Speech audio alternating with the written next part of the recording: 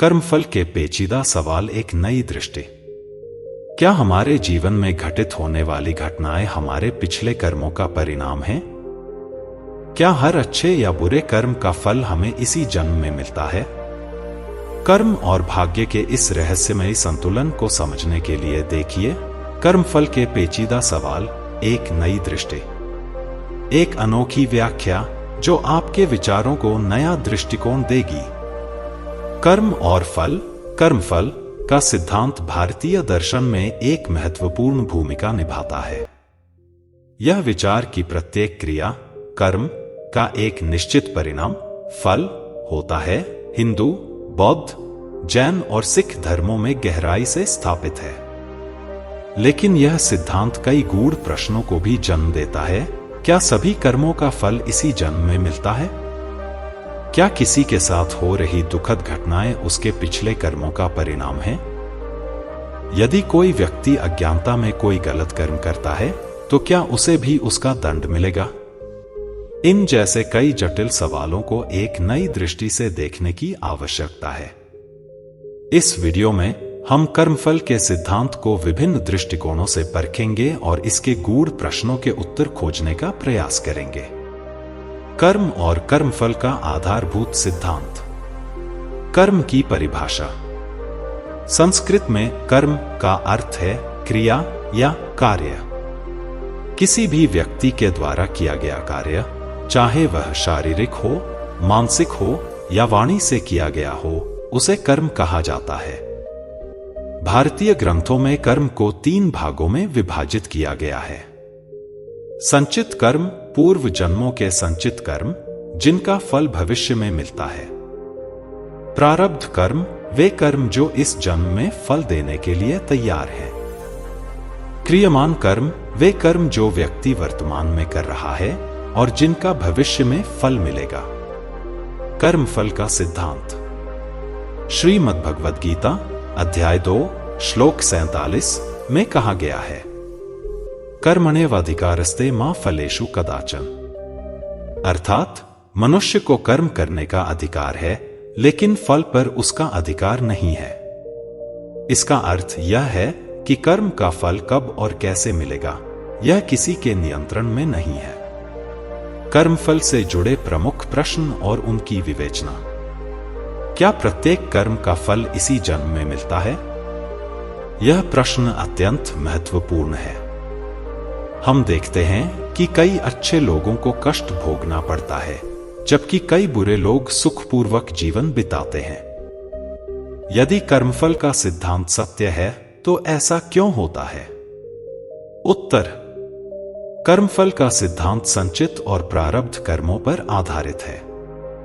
यदि कोई व्यक्ति इस जन्म में अच्छे कर्म कर रहा है, लेकिन उसे कष्ट मिल रहा है, तो इसका कारण उसके पिछले जन्मों के प्रारब्ध कर्म हो सकते हैं। इसी तरह यदि कोई बुरा व्यक्ति इस जन्म में सुख भोग रहा है, तो यह उसके पिछले जन्मों के अच्छे कर्मों का फल हो सकता है। क्या किसी अन्य व्यक्ति के कर्मों का फल हमें मिल सकता है? कई बार हमें ऐसा लगता है कि हम किसी और के कर्मों का परिणाम भुगत रहे हैं। उदाहरण के लिए, यदि किसी परिवार का मुखिया गलत कार्य करता है, तो पूरे परिवार को कष्ट झेलना पड़ता है। उत्तर: संयुक्त रूप से किए गए कर्मों का सामूहिक प्रभाव होता है। किसी समाज, परिवार या समूह में रहने से उनके कर्मों का कुछ प्रभाव हम पर भी पड़ता है। लेकिन प्रत्येक व्यक्ति का व्यक्तिगत कर्मफल भी उसके साथ बना रहता है।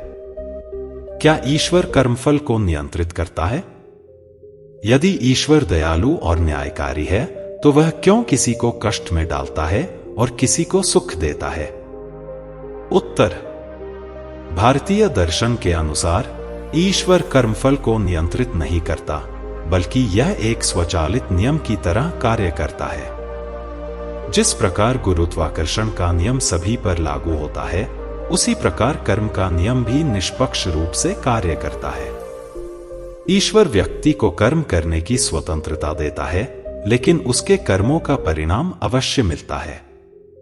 आधुनिक दृष्टिकोण से कर्मफल की व्याख्या।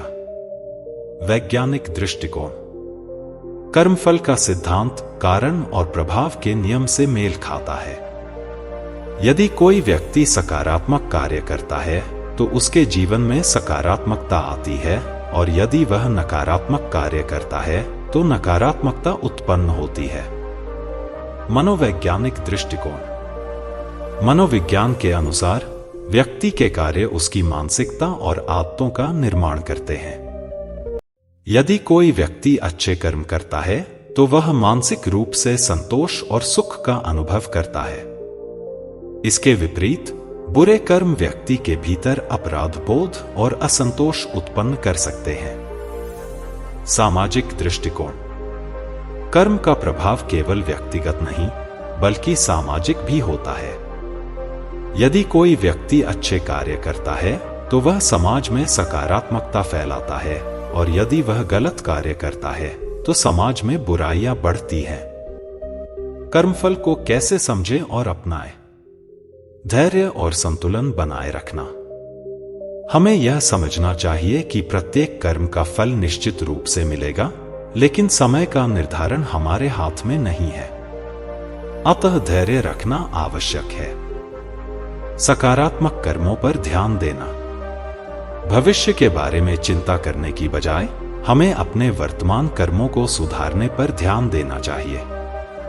यदि हम अच्छे कर्म करेंगे तो भविष्य में उनके अच्छे परिणाम अवश्य मिलेंगे। स्वार्थरहित कर्म अपनाना। श्रीमद् भगवद गीता में कहा गया है कि व्यक्ति को फल की चिंता किए बिना अपने कर्तव्यों का पालन करना चाहिए। यह मानसिक शांति का सबसे बड़ा साधन है। निष्कर्ष। कर्मफल का सिद्धांत केवल एक आध्यात्मिक धारणा नहीं बल्कि जीवन का एक महत्वपूर्ण सत्य है। यह हमें यह सिखाता है कि हमारे कार्य ही हमारे भविष्य को आकार देते हैं। हमें अपने कर्मों को सुधारने पर ध्यान देना चाहिए, न कि उनके तात्कालिक परिणामों को लेकर चिंतित होना चाहिए। यदि हम इस सिद्धांत को सही रूप में समझकर अपनाएं तो न केवल हमारा जीवन सुखद बनेगा बल्कि समाज में भी शांति और सद्भावना का प्रसार होगा। आपको कहानी कैसी लगी कमेंट करके जरूर बताएं, और अच्छी कहानियां सुनने के लिए बुद्धा माइंडसेट चैनल को सब्सक्राइब करें। धन्यवाद।